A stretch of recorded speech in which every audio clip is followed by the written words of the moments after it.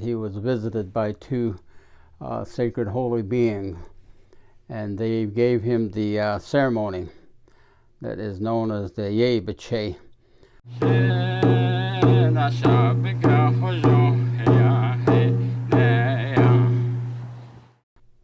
The season for the ceremony that's called the Yeibicheii, it happens after the fall equinox, so that's around the month of October. But the origin of the dancing and the ceremony of Yeibicheii involves the Yeibicheii ceremony. And the Yeibicheii ceremony, we are told, has its origin with a young boy that was probably in the telling, they say he was about 12 years old. And he had two visitors that were holy people. Yeibicheii Ceremony, which is to say that he was visited by two sacred holy beings, and they gave him the ceremony that is known as the Yeibicheii. But the original setting for the Yeibicheii is that it is performed at a gathering that they call Yeibicheii, which is to walk with the holy people, or walking among the holy people, and walking around together in one location.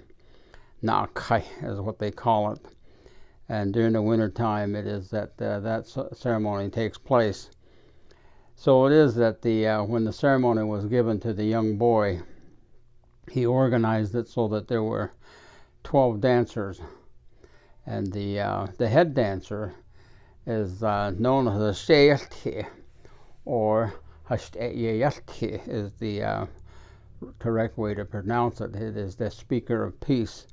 And then the other dancers, there were originally 12, and they were called Yeibicheii is what they call them, but the correct pronunciation would be Yeibicheii. Sometimes some of the Dene, when they tell that story, is they say that it is a house god or the growling god. Yeibicheii, sounds like you're growling or saying house, but it is that Yeibicheii was the correct pronunciation. Way at the back of the dancers is the one that they call Toneneli, or Bicheii. When they refer to the ceremony, they say Yei, which is the one that's the head, Yeibicheii, and Bicheii is clear at the back. That's the Toneneli. Actually, the Toneneli is symbolic of us, the humankind, the five-fingered being. When the dancers line up, the dancers are supposed to keep an eye on the head dancer, which is the head Yei, or the one that's representative of Yeibicheii, the speaker of peace.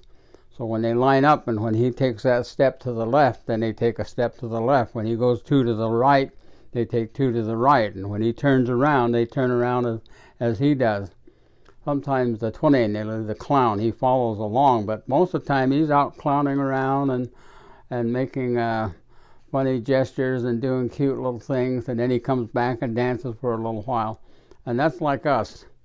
But I think that the teaching is keep your eye on the head god, or the head Yei, and follow them. Do what they do. And if they take one step to the left, you do the same thing. If they take two to the right, you do the same thing. If they turn around, you do identically. And so the teachings of that particular ceremony, there's a lot to it. They have a hogan, and they have a large sand painting that is symbolic of so many things. And as a Dene, you're welcome to participate in those ceremonies when you make special arrangements and see all of the things that they do, and also the dancing. The dancers have to be initiated into the group that will perform the dances, and there's a lot of information about the Yeibicheii dances and how it is that they prepare to have the ceremonies and who the patients are that are identified in the ceremony. And some ways, when they used to do it in the past history, it was done as clan groups. The clan groups would do the ceremony for other clan groups. And so it was that's why they call it an Akai, because they would involve all of the clan families and in the special event for the ceremonies. It would not just happen one time. They would have it at different locations for different clan families and that. And that's the way the Yeibicheii ceremony is performed, and a lot more information there as well. But I've shared with you just a small portion of the things that we are told.